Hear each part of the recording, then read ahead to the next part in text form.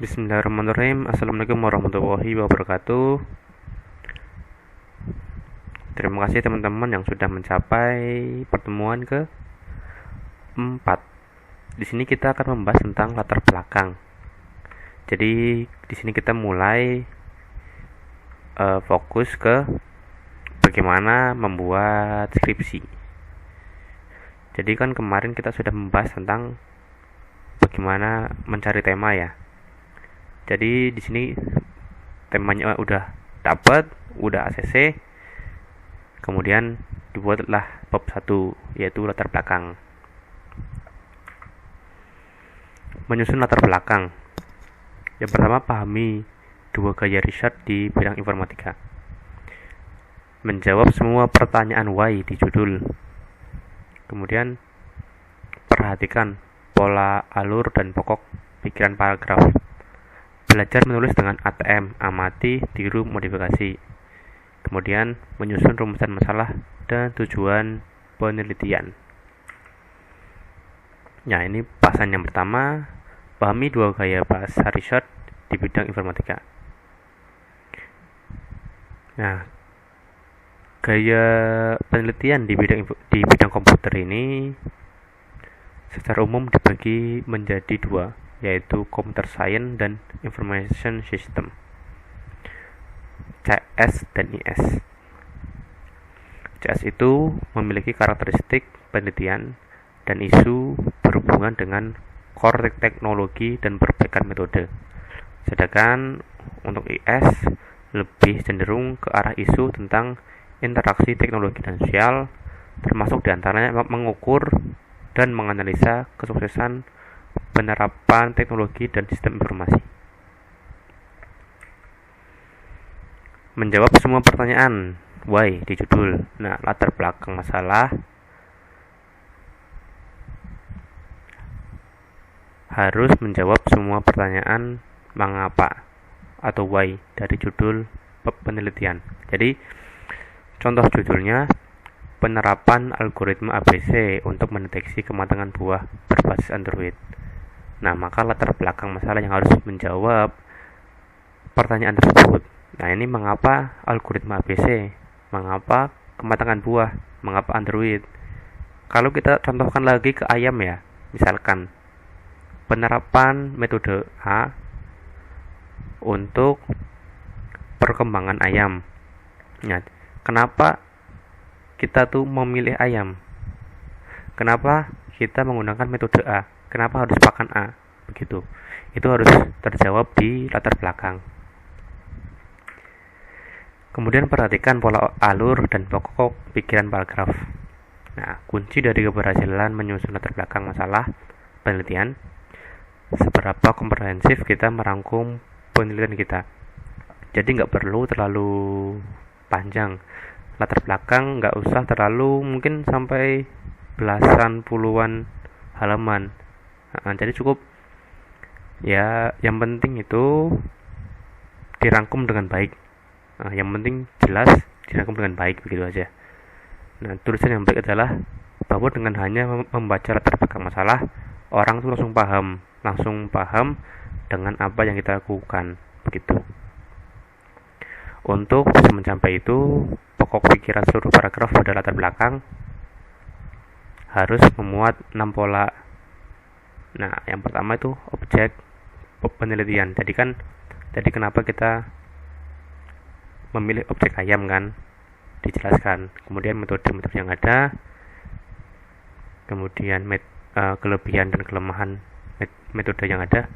Jadi kan misalkan ya, untuk perkembangan ayam ini ada metode A, B. Nah, di situ dijelaskan kelebihan dan kurangnya itu apa. Nah, kemudian ada masalah pada metode yang dipilih, kemudian solusi perbaikan metode, dan rangkuman tujuan penelitian. Nah, menulis dengan metode ATM. Amati, tiru, modifikasi. Jadi dalam membuat latar belakang itu teman-teman kalau bisa hindari copy paste dari jurnal. Jadi jangan teman-teman menemukan paragraf bagus dari jurnal ya, di copy, di paste ke skripsi teman-teman, itu jangan langsung seperti itu. Tapi silakan teman-teman edit.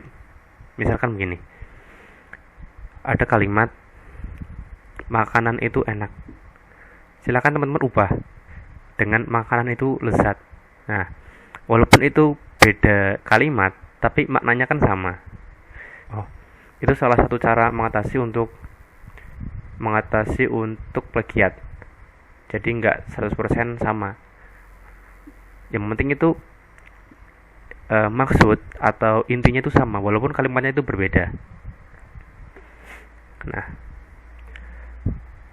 banyak baca paper, lihat bagaimana para peneliti menuliskan hasil penelitian mereka. Tiru alurnya, tapi tidak menyontek kalimatnya. Dan modifikasi pelan-pelan di tulisan yang kita buat.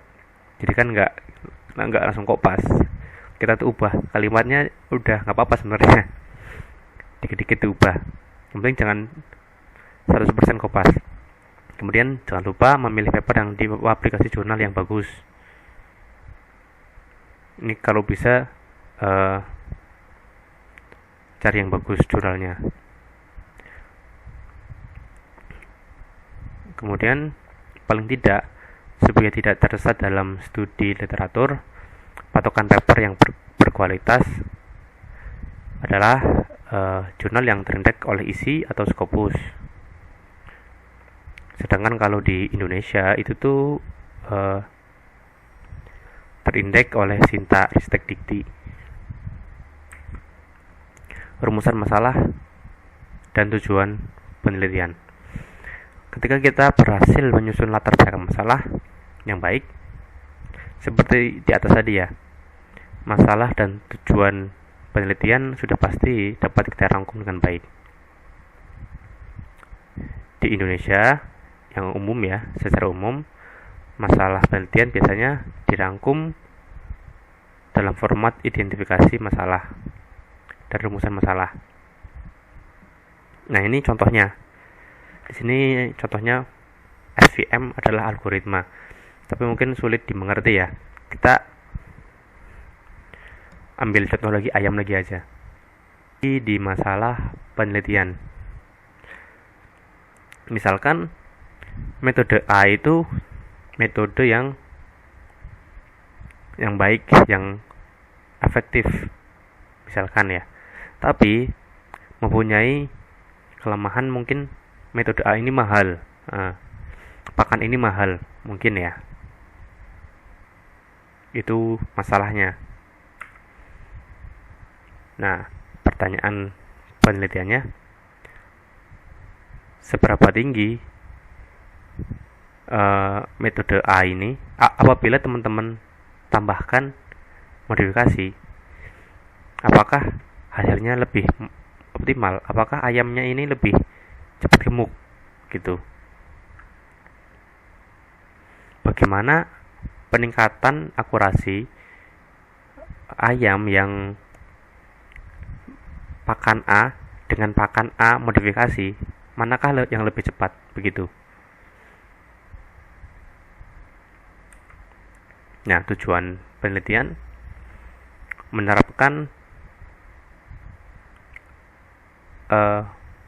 tadi kan saya contohkan ayam ya, jadi menerapkan pakan A modifikasi untuk mengoptimalkan pertumbuhan ayam sehingga dapat memenuhi kebutuhan pasar, misalkan begitu. Mungkin teman-teman punya contoh lain ya, silakan aja, mungkin bisa di share yang mungkin mudah dipahami oleh yang lain.